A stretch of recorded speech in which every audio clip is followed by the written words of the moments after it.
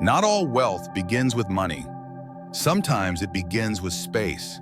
Step into a home and you can feel it without touching a thing. The room either rises to meet you or subtly shuts you down. One makes you want to breathe deeper. The other makes you want to leave faster. And the difference isn't luxury. It's not the size of the room or the style of the furniture. It's energy, clear, open, intentional energy. You see, your living room isn't just a place to sit. It's where energy gathers. It's where ideas rest.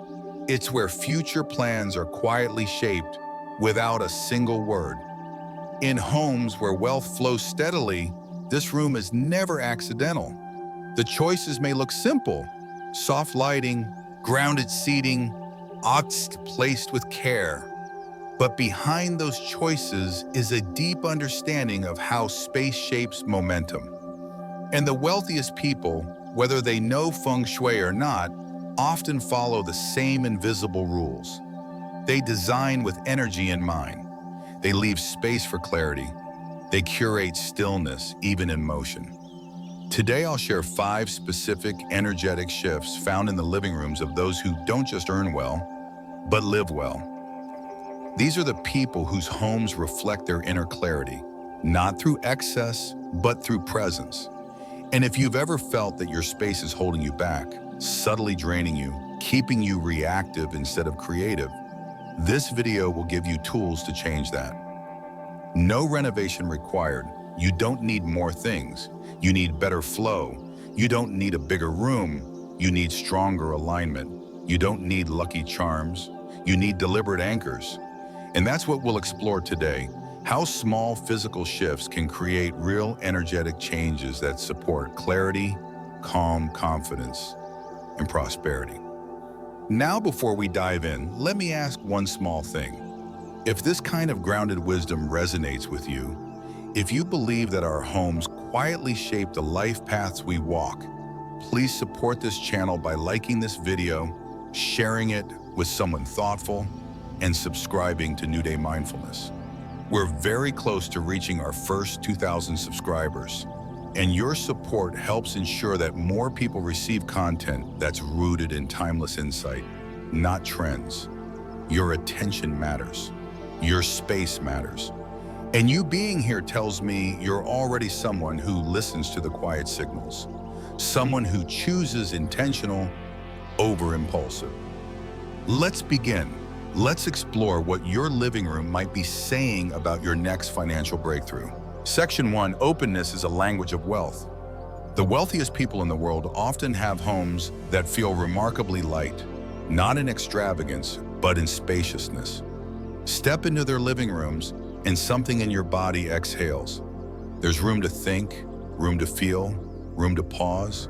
Even when the square footage is modest, what they've created is energetic openness.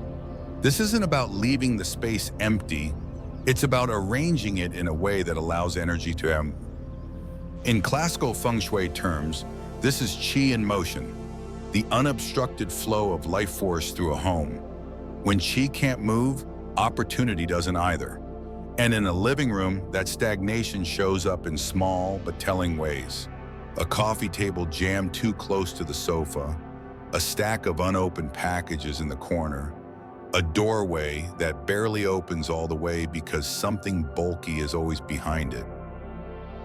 When a space is too full, visually, emotionally, energetically, it sends a subtle but powerful message to the subconscious mind. There's no room left.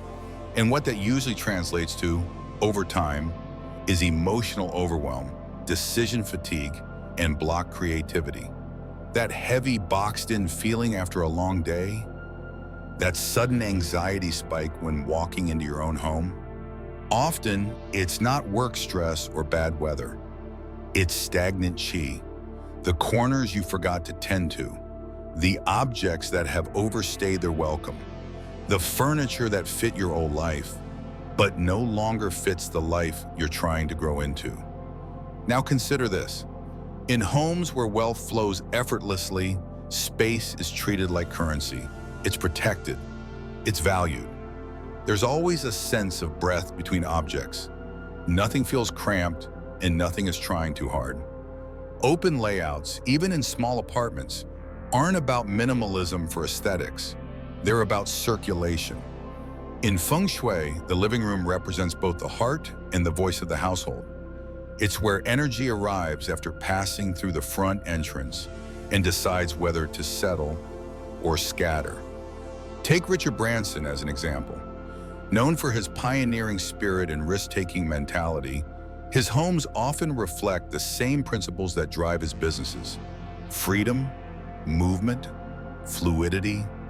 From his private island to his London townhome, there's a consistent theme: wide walkways, uncluttered gathering spaces, seating that promotes conversation rather than hierarchy. Nothing in his living spaces says stay small. Instead, everything invites expansion. His design choices aren't about trends, they're about supporting a mindset that's always evolving. But you don't need a billionaire's home to apply this principle.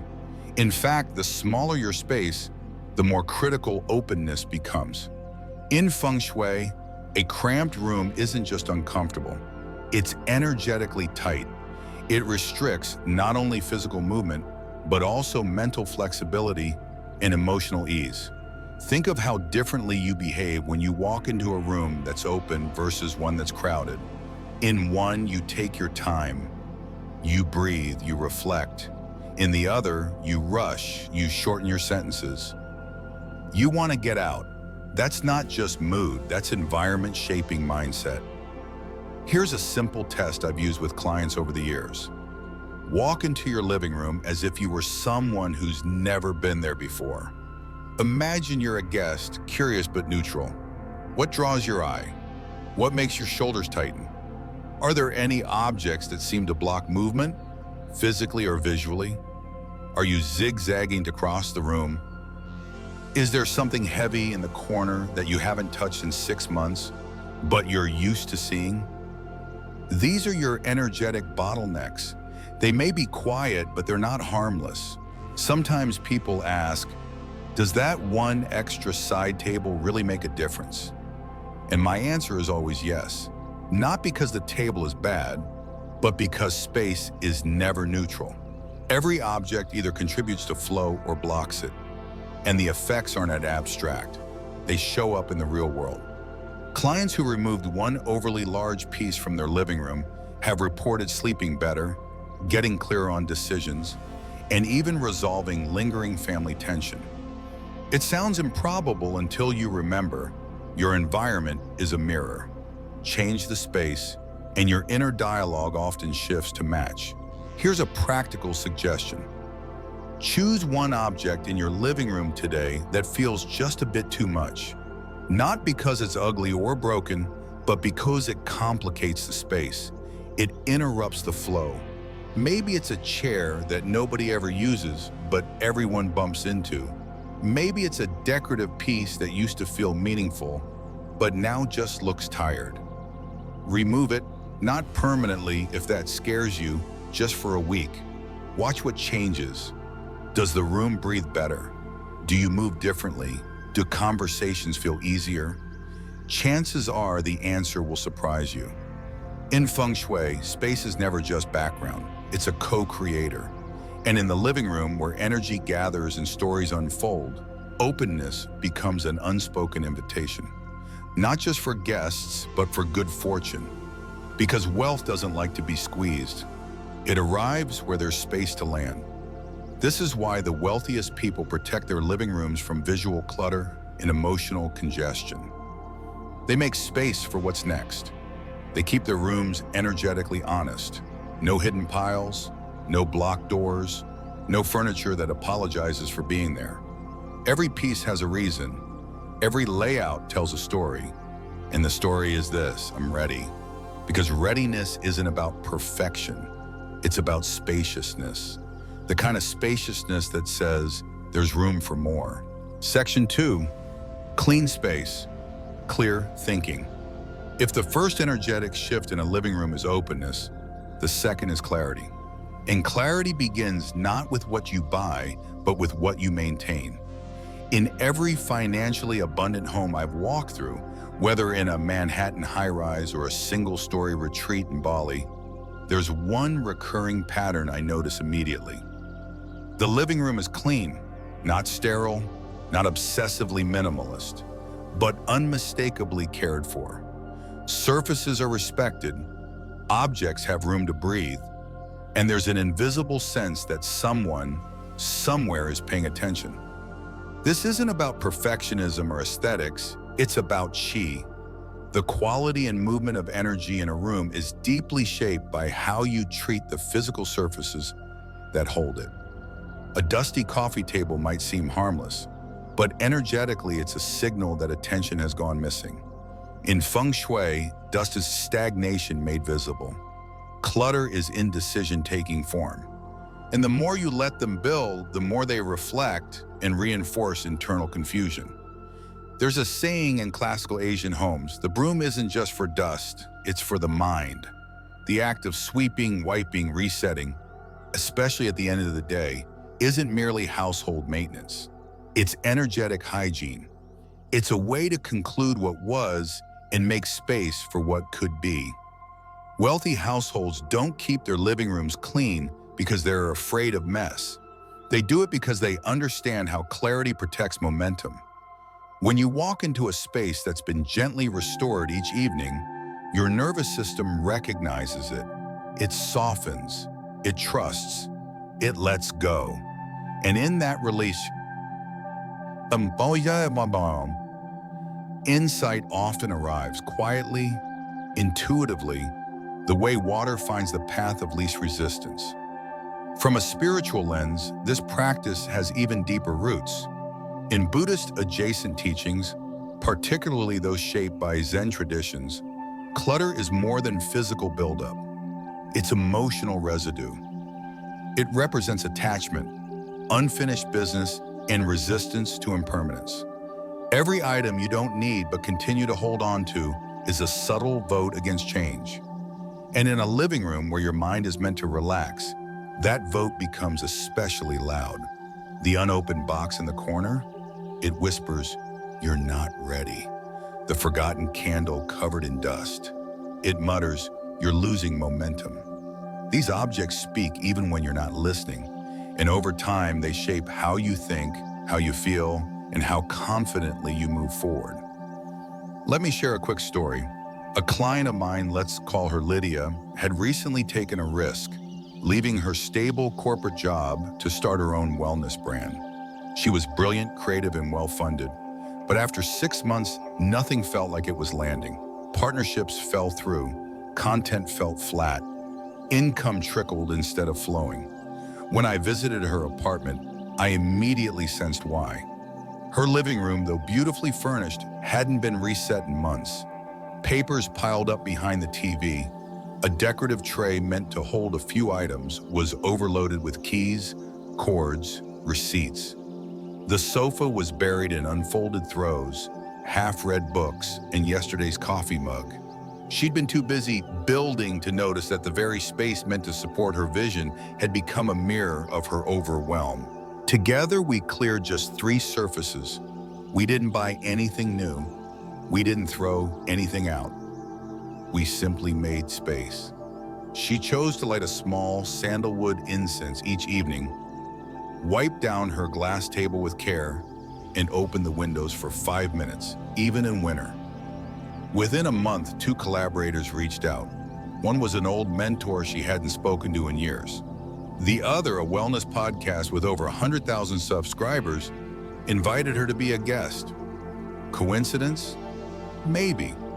But in my experience, energy moves when you make room for it.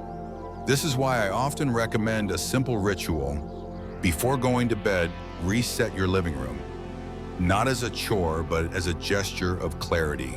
Fold the blankets, clear the table, return every object to its rightful place.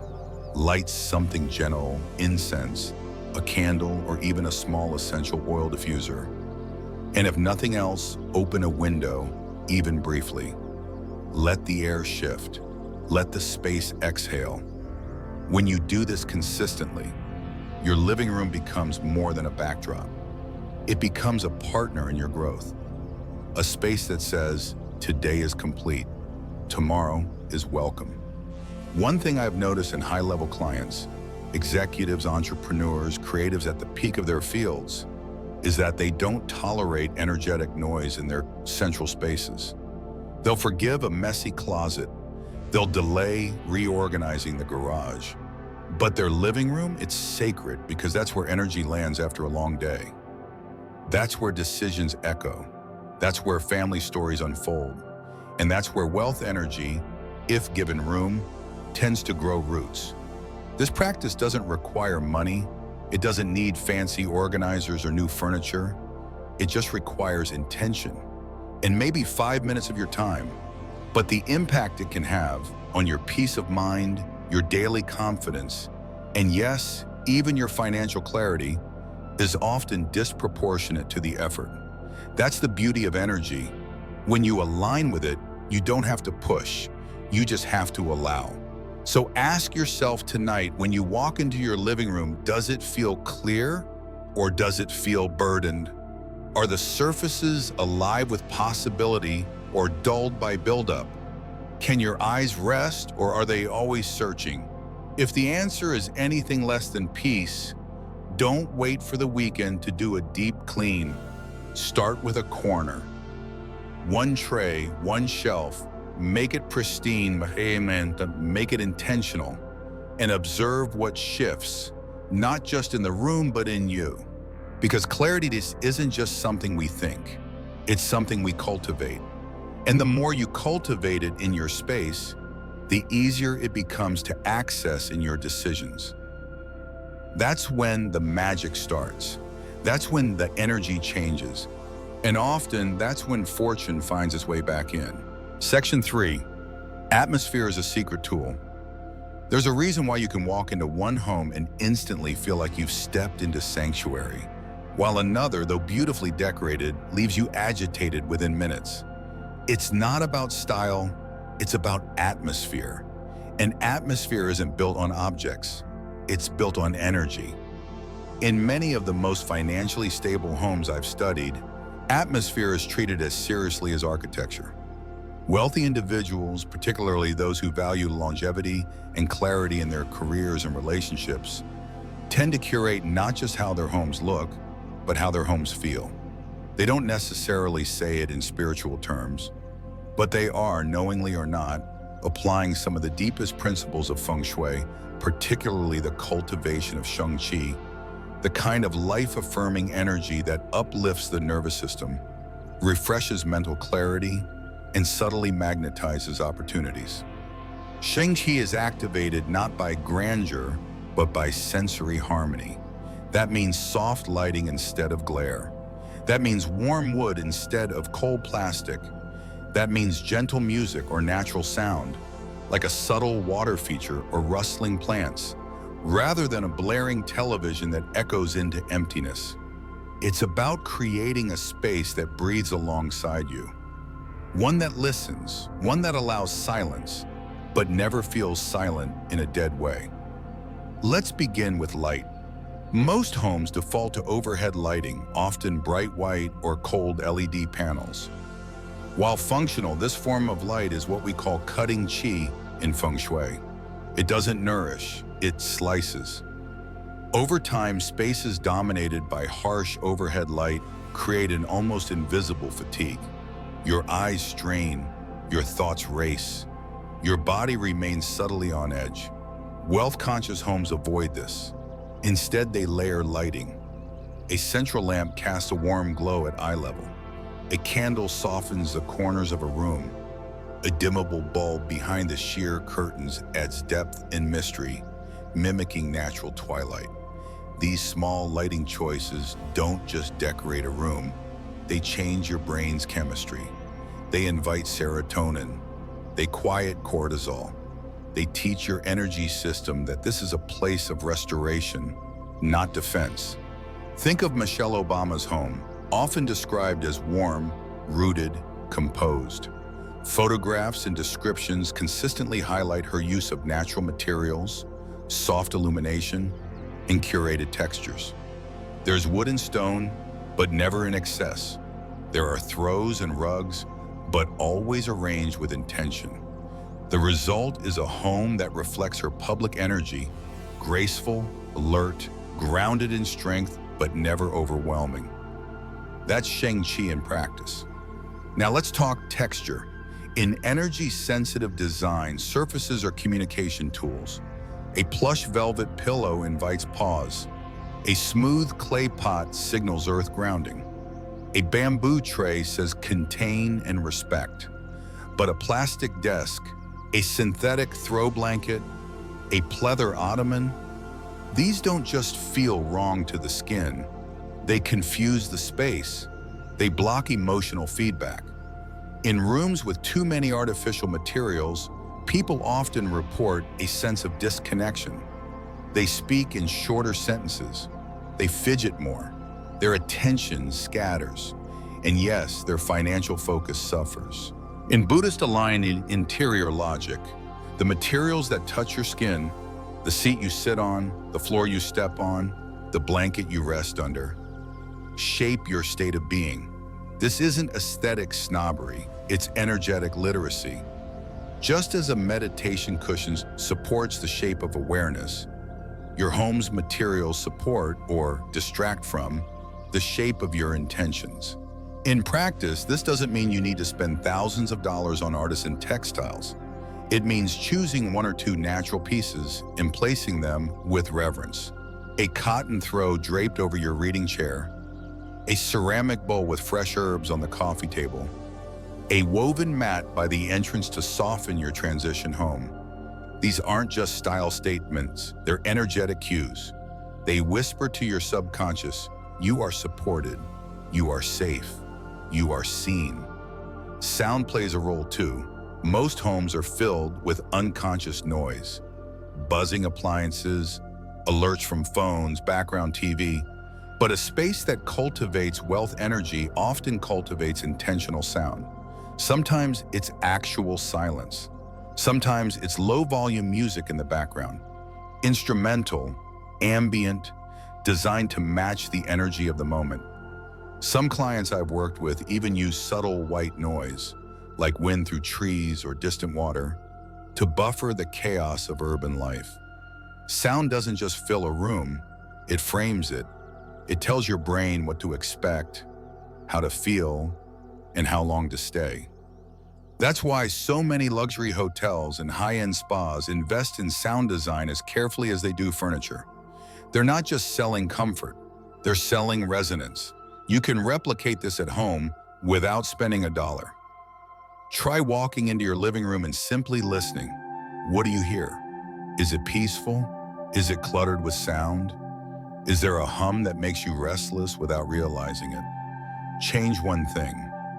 Mute the alerts. Play a calming track. Let the quiet return in chosen places. This isn't about being anti-technology. It's about not letting sound rob you of presence.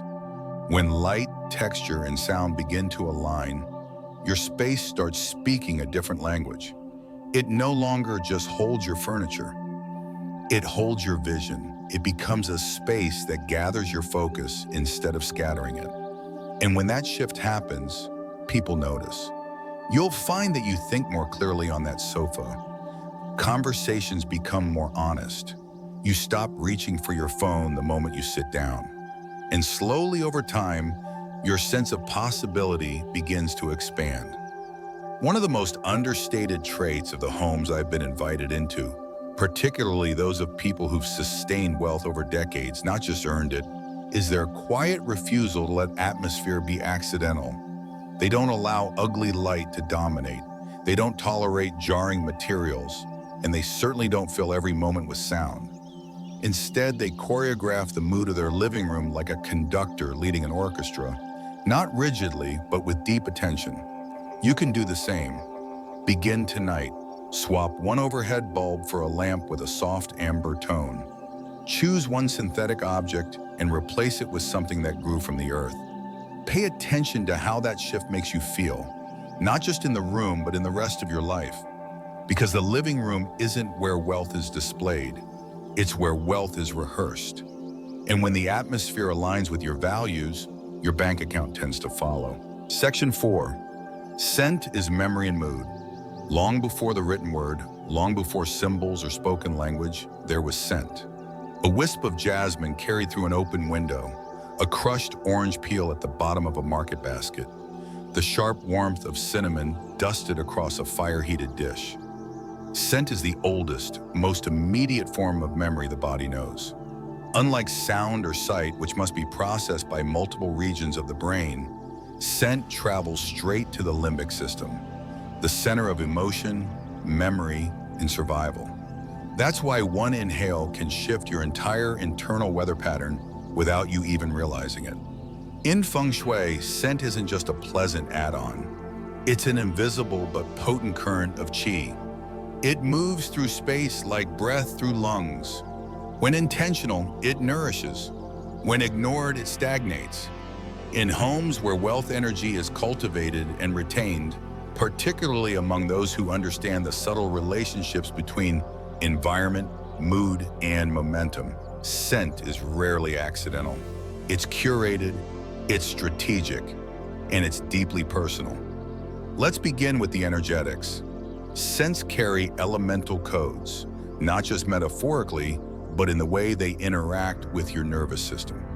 Jasmine, with its gentle floral lift, aligns with wood and water energy, calming yet slightly upward, perfect for creative inspiration and emotional resilience.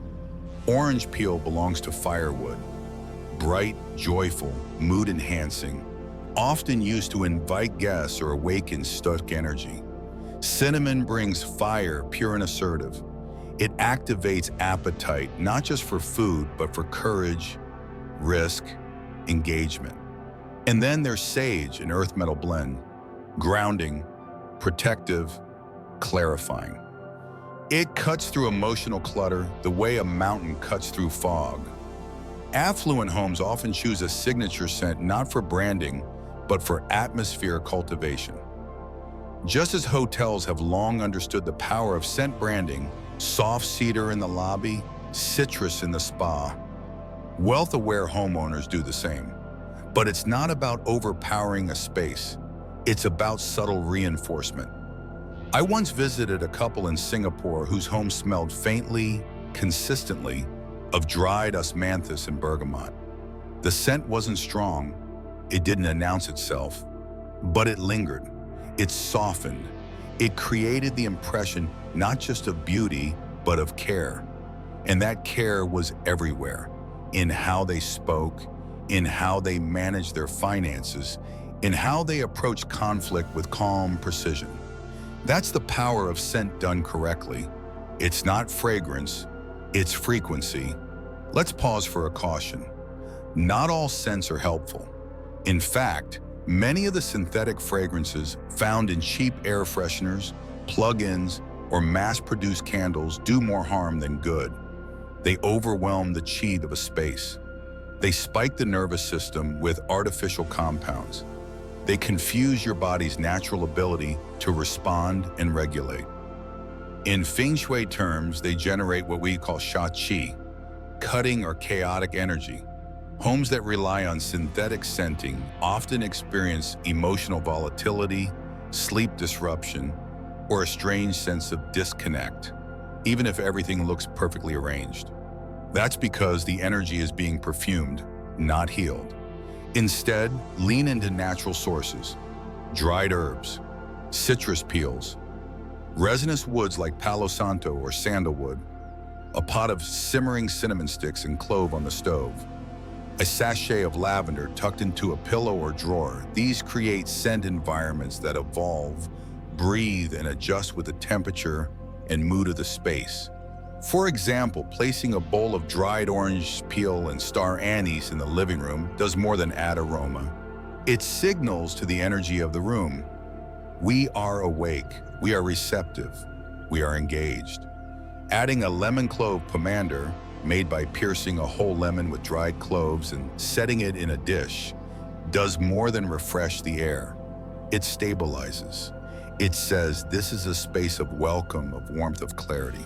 You don't need to have an apothecary to do this. Start with one small change. Instead of spraying air freshener, simmer water with a cinnamon stick and a few slices of ginger. Instead of lighting a synthetic candle, dab a single drop of essential oil on a tissue and tuck it into the corner of a shelf. Instead of doing nothing, walk into your space and ask, what do I smell? What do I want to smell? And what does that say about what I want to feel? There's a reason why scent is used in so many sacred traditions. Monks burn incense not to mask scent, but to mark presence, to define a space as sacred, to prepare the mind for stillness, the heart for attention. In Buddhist monasteries, the scent of sandalwood is a cue. It's time to return to the breath. In Hindu tradition, the scent of camphor signifies purification, the transformation of physical into spirit. Even in secular homes, the scent of baked bread or a mother's cooking creates a kind of sensory altar. Memory, belonging, nourishment. These aren't luxuries, these are wealth frequencies. When someone says, I love being in this space, they're rarely talking about the furniture. They're reacting to the invisible, light, sound, scent, the atmosphere. I once coached a high-profile executive who couldn't understand why her home office drained her. She had the best ergonomic chair, a standing desk, even an art piece she loved. But something was off. When I visited, I realized the issue instantly. There was a faint chemical odor from a synthetic air freshener near the trash bin. Harmless, she thought. But to her nervous system, it was noise. It was conflict. We replaced it with a bowl of dried citrus peel and fresh mint from her own garden. She called me a week later. I've had 3 of my most productive work days ever, she said. I didn't change anything but that. But of course she had. She'd changed the current. She'd changed the unseen. Let's be honest. We live in a world that teaches us to manage what's measurable. Spreadsheets, calendars, to-do lists. But your best decisions, your most magnetic moments, they come from resonance, not calculation. They come from the places where your energy feels supported, not scrambled. And nothing shifts energy faster, more gently than scent. Tonight, try a small ritual. Slice an orange, place the peels in a small ceramic dish. Sprinkle them with cinnamon. Set it on your living room table or beside your front door. Do nothing else. Just let the air shift.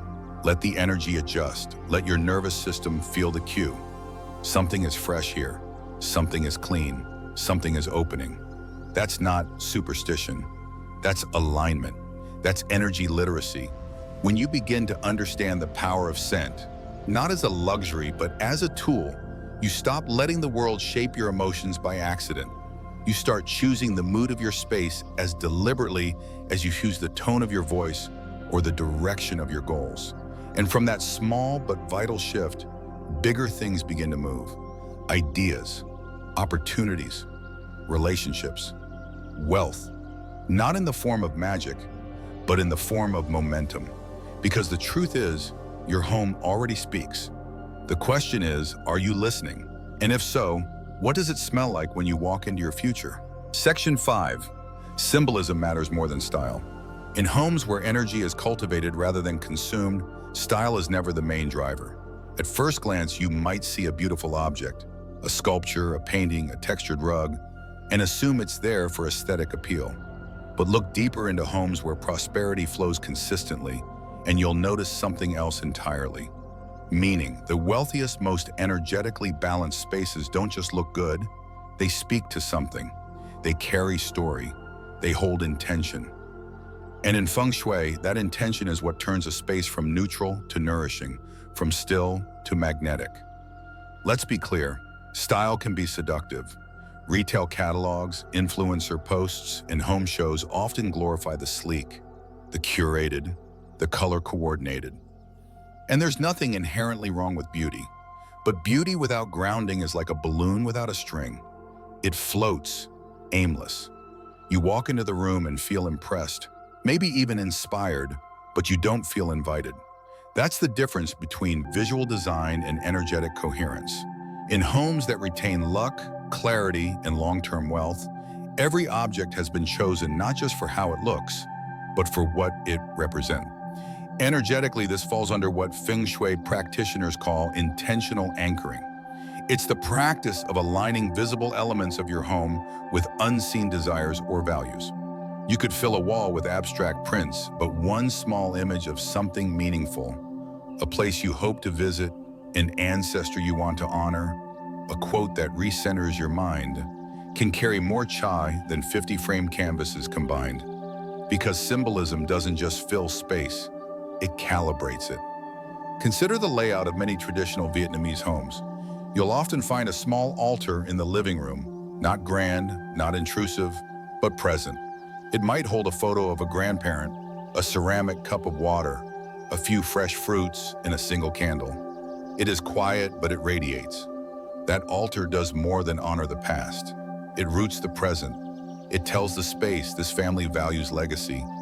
This family remembers where it came from. This family keeps its feet on the ground, even as it moves forward. That kind of symbolism doesn't just uplift, it stabilizes.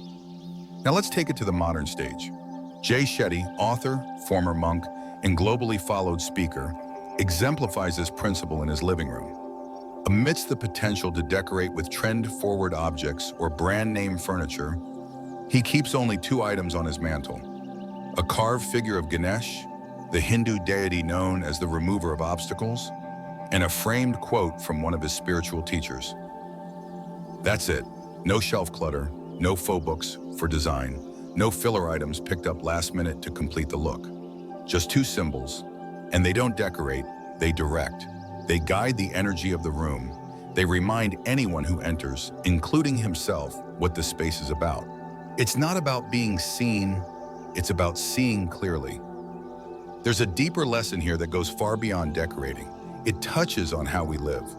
When you place something in your space that carries personal meaning, that object becomes a teacher. A framed photo of your parents smiling reminds you to soften in conflict.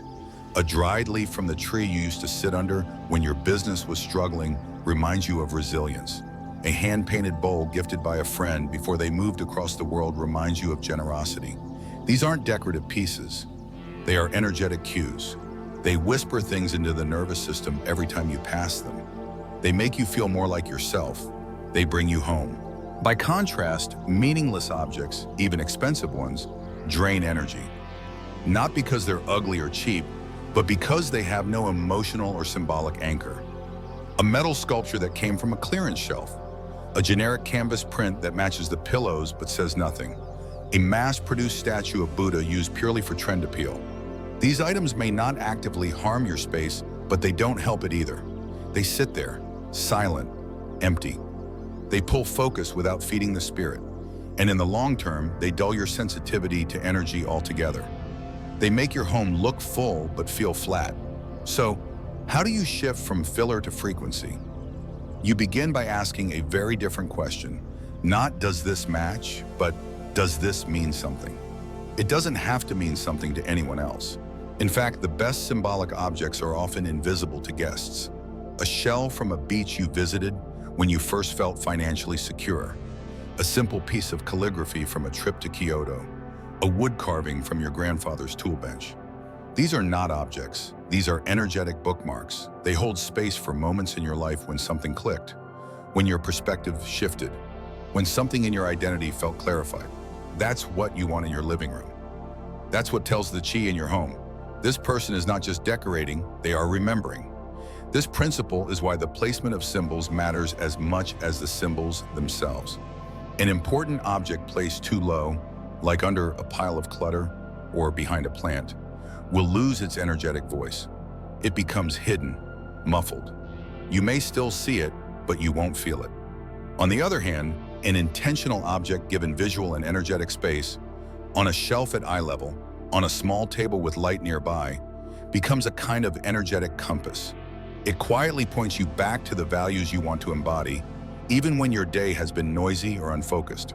There's also no need to overpopulate your space with symbols. In fact, too many meaningful items can overwhelm your nervous system, just like too many decorative ones. Think of your living room as a conversation, not a museum. You're not trying to archive your entire life. You're choosing what version of yourself you want to strengthen each time you sit down. 1 to 3 meaningful objects placed with care will do more for your energy field than a dozen inspirational signs scattered on every wall. Here's a personal exercise to try. Stand in your living room and look around. Ask yourself this question. If someone who had never met me walked in right now, what would they think I value? What would they feel I'm focused on? If your answer is, I don't know, or it's unclear, then that's a signal. A signal to remove at least one object that has no story and replace it with something that does. Not something expensive, something real, something that, when you look at it, reminds you I've grown, I've endured, I've chosen a path that is aligned, not just successful. One of my clients, a young entrepreneur in Los Angeles, had filled his living room with framed NFTs and sleek acrylic furniture. It was visually impressive. But when we sat in the space, he admitted something. It doesn't feel like me, he said. It feels like my Instagram feed. So we did something radical. We removed all the art and replaced it with one large black and white photograph. His mother standing in front of their family home in Vietnam, smiling into the wind. That single photo changed the energy of the entire room. I don't even know why, he said, but I feel calmer in here now, like I remember why I started. That's the power of symbolism. Not to impress, but to anchor. Not to decorate, but to direct. Tonight, I invite you to walk through your living space, not as a designer, but as an energy reader. What objects speak for you? Which ones whisper clarity, resilience, or focus? Which ones simply fill space but carry no current? Remove one item that no longer reflects who you are or where you're going, and replace it gently, intentionally, with something that does. Because the truth is this, every object in your space is either feeding your momentum or weighing it down. In wealthy homes, that choice isn't made by accident. It's made by alignment. And alignment is the most powerful design principle of all. Bonus section. The invisible mistake even rich homes make. There's a design mistake so common, so quietly accepted, that even the most luxurious, architect-designed homes fall victim to it. It doesn't matter if you live in a high-rise penthouse, a villa in the hills, or a modest apartment. This one misstep sneaks into homes across all levels of wealth and style. And the strange thing is, it rarely looks messy. In fact, it can blend in so well that you may not even see it until you feel it. It's this, turning your living room into a catch-all zone, part office, part storage unit, part tech hub, part entertainment center, and part halfway point between, I should put this away and I might need this later. On paper, it sounds practical. After all, the living room is often the most spacious area in the home. It has the best light, the most comfortable furniture, and it's centrally located. Why not pay bills here? Check emails, stack packages that haven't been opened, charge your phone, your laptop, your smartwatch all at once? It seems logical, but energetically, it's chaos. In Feng Shui, every room has an assigned purpose, not just functionally, but energetically. A bedroom is for rest and renewal. A kitchen is for nourishment and transformation. And the living room, it's the social heart of the home. It's where connection happens, where stories are told, where ideas flow freely. It's also where energy gathers to either uplift or drain everyone who walks through it. So when you begin introducing tasks that fragment attention, like spreadsheets, news alerts, mail sorting, or device management, you start diluting the room's core identity. The chi, or life force, of the room becomes conflicted. One moment it's meant to be calm and open for conversation. The next, it's a workplace, then it's a tech lab. Then it's the spot where Amazon returns go to die. And the worst part? You may not even realize it's affecting you until it is. You might notice that you feel mentally restless even when you're trying to relax on the sofa, or that you pick up your phone compulsively even when you don't want to be distracted, or that your family gathers in the living room but everyone is scattered, someone working, someone scrolling, someone organizing papers. No one is truly present. The room isn't holding the family, it's holding tasks. Energetically, this creates a condition I often refer to as fragmented field syndrome. It's when a room no longer emits one coherent message to your body and mind, but instead offers conflicting signals. Your nervous system walks in and doesn't know whether to activate, focus, power down, or disconnect. So it does what any overwhelmed system does. It numbs out. And over time, you start to associate that room with low energy, tension, or just dullness. And that dullness translates into life, into fuzzy thinking, missed intuition, stagnation in finances, friction in relationships. Even homes that cost millions can suffer from this. I once visited the LA home of a tech executive who had invested heavily in design. The lighting was perfect, the furniture imported, the art museum grade. But when we sat in the living room, something felt off. There were wires tucked behind every table leg, a printer in the corner, 2 unopened delivery boxes beneath the coffee table, a laptop and headphones beside a scented candle. She looked at me and said, "I just never feel relaxed in here." I didn't need to explain why. The room had no identity left. It was trying to be everything. And because of that, it was nothing. But here's the good news.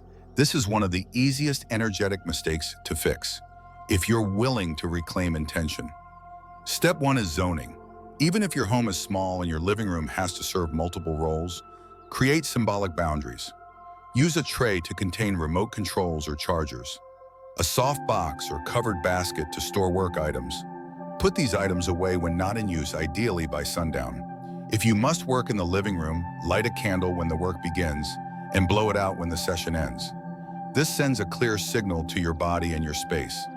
This role has closed for the day. We are returning to presence now. Step 2 is to assign the living room a primary identity. This is where we connect, or this is where we unwind.